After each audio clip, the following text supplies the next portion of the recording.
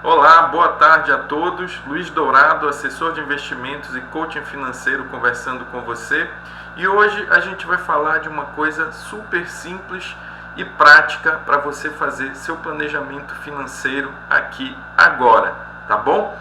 Bem, se você ainda não conhece o canal, se ainda está chegando por aqui pela primeira vez, dá uma olhadinha, tem outros vídeos aqui bem legais sobre organização financeira, finanças pessoais, inteligência emocional e também investimentos.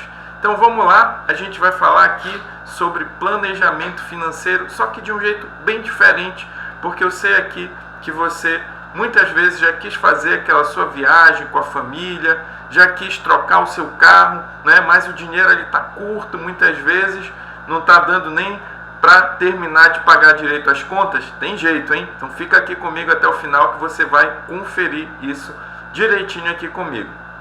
Bem, gente, eu vou colocar aqui duas situações bem comuns, que são as situações de quem já tem uma reserva de emergência, que nem sempre é tão comum quanto a gente gostaria, e das pessoas que ainda não têm essa reserva, que é muitas vezes o caso da maioria, né? E a gente vai falar de dois cenários aqui que vão te dar um direcionamento bem simples de como você vai conseguir fazer esse plano para você conseguir alcançar melhores resultados e principalmente, né, realizar mais sonhos com menos dinheiro e em menos tempo, claro, né?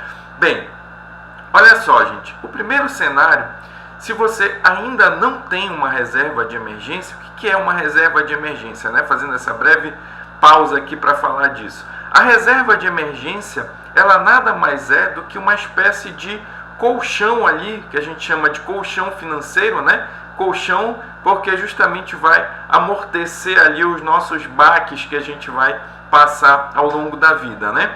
Se você ainda não tem esse colchão, o que é esse colchão? É um dinheiro guardado que vai te ajudar na hora das emergências. E por que esse colchão é tão importante aí como amortecedor para a gente, né? Amortecedor das nossas finanças. Porque olha só, quando a gente não tem um dinheiro reservado e acontece uma emergência, e aqui são várias as emergências possíveis que a gente pode pensar. É uma máquina de lavar que dá problema, é um carro que precisa de um conserto urgente, é muitas vezes ali, digamos, um fogão que quebrou, né? Tem várias situações de emergência, uma doença em família, várias situações que vão demandar, né, um dinheiro ali a mais do que você está acostumado a usar no seu orçamento. Então, ter essa reserva é essencial para amortecer o peso dessas situações de emergência, que a gente sabe que, né, a única certeza é que elas vão acontecer nas nossas vidas. Então, a gente precisa ter esse colchão para amenizar o impacto e usar esse dinheiro de reserva para fazer com que a gente não tenha que, por exemplo, entrar em dívidas, como cheque especial, né? Usar, por exemplo, o cartão de crédito, ou mesmo fazer um empréstimo, seja consignado ou seja de outra natureza. Uma reserva de emergência evita com que a gente contraia dívidas.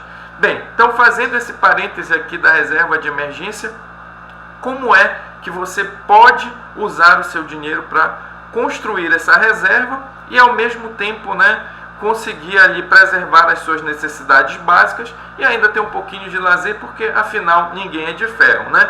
Então olha só, o esquema básico que a gente trabalha aqui é o 50%, tá? 50% do seu dinheiro não deve ultrapassar o gastos, né, com necessidades básicas, ou seja, até 50% você deve comprometer, né, com necessidades básicas. E aqui o que são essas necessidades básicas suas, né?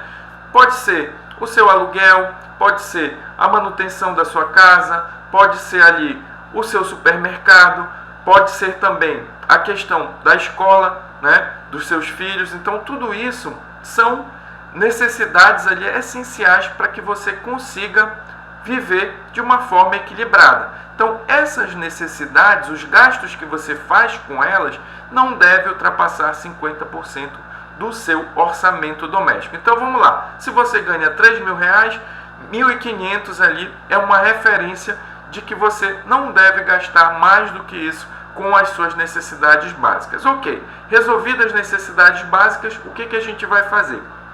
40% ele deve ser destinado à construção da sua reserva de emergência.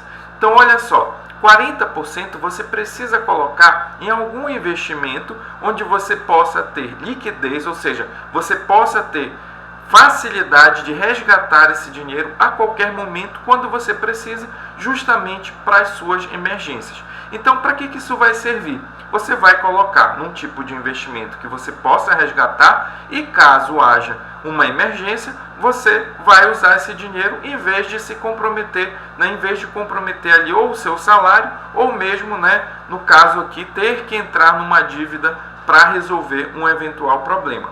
E a ideia é que, ao longo de algum tempo, a gente viu aqui que seria quase metade do seu salário, 40% aqui seria R$ 1.200, ao longo desse tempo a ideia aqui é você conseguir formar, por exemplo, uma reserva que tenha, dependendo do seu caso, 6 meses, pelo menos, do seu custo de vida, ou até mesmo um ano, dependendo da sua situação. Se você é carteira assinada, se você de repente é servidor público, talvez você não tenha esse risco tão grande de perder o emprego, talvez a sua reserva possa ser, por exemplo, até mesmo de 3 meses, mas que você tenha essa reserva, forme com esses 40% do seu salário, da sua receita, do seu ganho mensal, você forme aí durante alguns meses uma receita, uma reserva, Tá com essa reserva formada, tudo certinho?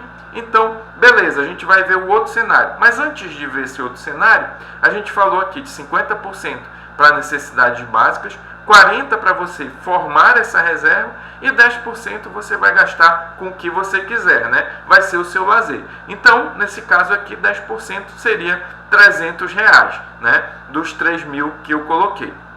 Beleza.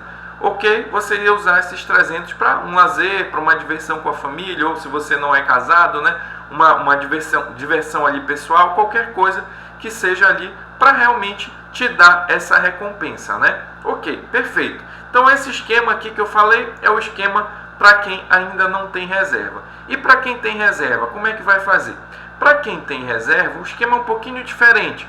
Vai ser os 50% para as necessidades básicas, porém, o que você vai fazer ali com o restante, Você vai ter 30% já pensando na sua aposentadoria lá para frente, para que você de fato possa ter um complemento de renda já garantido para o seu futuro, certo? E aí, o que você vai fazer com o restante? 10% você vai utilizar como você quiser, tá bom? E os 20% restante, o que você vai fazer, aliás, acabei, contando aqui errado, na verdade, são 10% para o que você quiser e 10% restante vão ser para objetivos, Eu tenho uma live muito legal que você pode assistir depois, onde eu falo sobre essa questão de objetivos, mas os objetivos eles são importantíssimos para que você consiga traçar onde você quer chegar. E aqui você pode destinar 10% para um objetivo, seja trocar o seu carro, seja aquela viagem em família, seja, enfim, tratar qualquer coisa que você tem muita vontade de fazer e ainda não foi possível, tá bom? Então, recapitulando aqui para você que já tem a sua reserva, você vai usar 50% para as suas necessidades essenciais, tá? 30% você vai guardar para a sua aposentadoria, 10% para o que você quiser e os outros 10% você vai utilizar exatamente para fazer os seus objetivos, tá bom? Então, esse era o recado que eu queria dar. Essa aqui é uma forma de você se organizar, você não precisa se prender exatamente a esses números, eles são uma referência para que você consiga, se você ainda não tem uma sobra financeira, você consiga ter para guardar e construir a sua reserva, principalmente para as emergências, e se você já tem, você conseguir guardar ali para o seu futuro, para os objetivos que você tem ali de curto ou médio prazo, quero dizer, até 1 ano ou até 3 anos, e, claro, manter aí essa perspectiva de sempre ter um dinheirinho ali, uns 10% para você usar para o seu benefício e para recompensar aí o seu trabalho, tá bom? Então, obrigado. Se você acompanhou aqui o vídeo até o final, eu agradeço ter a companhia sua até aqui e convido mais uma vez, se você ainda não segue o canal, seguir aqui que a gente está com conteúdos diários, né? Deixe sua dúvida, compartilhe aí com quem você achar que isso possa ajudar e, principalmente, se você não entendeu algum aspecto, fica à vontade, use o espaço que é para a gente crescer juntos, tá bom? Obrigado e até a próxima.